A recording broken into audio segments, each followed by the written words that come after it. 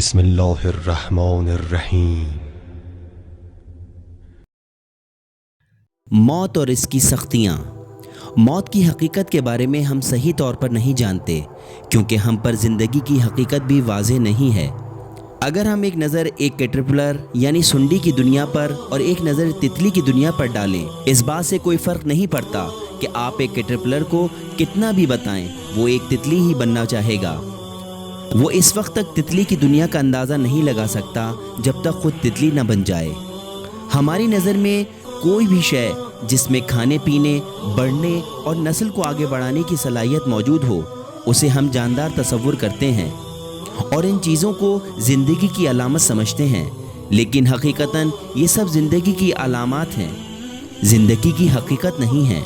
जिसमें ज़िंदगी की अलामात ख़त्म हो जाएं, हम उसे मुर्दा कहते हैं, लेकिन ये भी मौत की अलामात हैं, मौत की हकीकत नहीं है। कुरान की नज़र से ज़िंदगी और मौत दो मौजूद हैं जो कि अल्लाह ताला ने खल्क की हैं। सूरह मुल्क की आयत नंबर 2 में इरशाद खुदावंदी है, उसने मौत और हयात को इसलिए पैदा किया है ताकि तुम्हारी आजमाइश करे कि तुम में अच्छाई के एतबार से सबसे बेहतर कौन है, और वो साहिब इज़्ज़त भी है और बख्शने वाला भी है। इसको हम इस तरह से कह सकते हैं कि इंसान की रूह के वजूद के दो दर्जात हैं। इस दुनियावी ज़िंदगी में रूह को ज़िंदगी गुजारने के लिए एक जिस्म की ज़रूरत होती है, मगर मौत के बाद रूह जिस्म के बगैर ज़िंदा रहने के काबिल होती है। इस मरहले पर रूह को एक और ज़िंदगी मिलेगी जो हमेशा के लिए होगी। कुछ रिवायात और कुरान करीम से हमें इस बात का पता चलता है कि कुछ लोगों को मौत बहुत मुश्किल से और तकलीफ़ के साथ आती है। तवज्जो कीजिए कि मौत की ये मुश्किलात जिस्मानी दर्द या तकलीफ़ नहीं होती, बल्कि ये रूहानी और अंदरूनी होती हैं, जिसकी शिद्दत और सख्ती जिस्मानी तकलीफ़ से बहुत ज़्यादा होती है।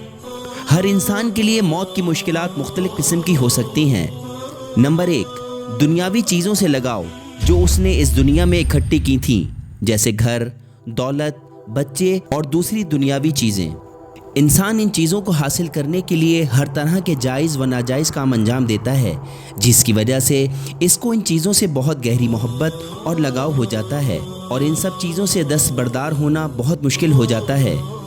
नंबर 2, गुज़िश्ता अंजाम दिए हुए उमूर व अमाल का सामने आना। अपनी पूरी ज़िंदगी में इंसान बहुत से छोटे और बड़े गुनाह करता है और कुछ अरसे बाद बिल्कुल भूल जाता है कि इससे कोई गुनाह भी सरजद हुआ था और ना ही इस गुनाह की तौबा करता है।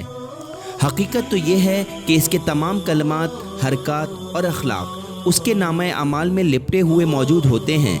मौत के वक्त इसकी आँखों के सामने से पर्दे हट जाते हैं और वो अपने तमाम अमाल का मुशाहिदा करता है जो इसने अपनी ज़िंदगी में अंजाम दिए होते हैं। सूरह आल इमरान की आयत नंबर 30 में इरशाद खुदाबंदी है, उस दिन को याद करो जब हर नफ्स अपने नेक अमाल को भी हाजिर पाएगा और अमाले बद को भी। रिवायात से पता चलता है कि खुदा के बरगुज़ीदा व साहिब तक़वा अफराद जो खुदा और रसूल पर और क़यामत के दिन पर ईमान रखते होंगे और अपनी शरई ज़िम्मेदारियाँ अंजाम देते होंगे, वो न सिर्फ मौत की सख्तियों से महफूज रहेंगे बल्कि जन्नत में अपना मकाम भी देखेंगे। इनके लिए मौत इस दुनिया से रिहाई होगी जो कि दुखों, गमों, सख्तियों, परेशानियों, जुल्म और तकलीफ दे बीमारियों से भरी हुई है, और एक ऐसी दुनिया में मुंतकिल हो जाएंगे जो खुशियों से भरी होगी। खुदा पर ईमान रखने वाले इस दुनिया से लगाव नहीं रखते कि जिसे छोड़ने का इन्हें गम हो। वो अपने तमाम गुनाहों की तौबा कर लेते हैं जो कि इनसे सरजद हुए हों, ताकि वो इनके नामाए अमाल से ख़त्म कर दिए जाएं। वो अपनी आखिरत की ज़िंदगी को अपने नेक अमाल की वजह से बेहतर बना लेते हैं और इसके बदले रसूल खुदा और अहले बैत अलैहिमुस्सलाम की क़ुर्बत हासिल करते हैं।